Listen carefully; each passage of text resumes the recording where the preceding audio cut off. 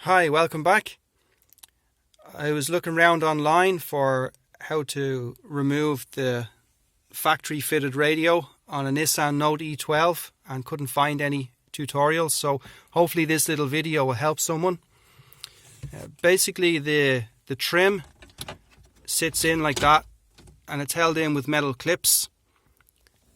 So what you need to do is just put your fingers behind there and just gently pull out one corner and then the other corner, and gradually just pull back on it and the trim will come out.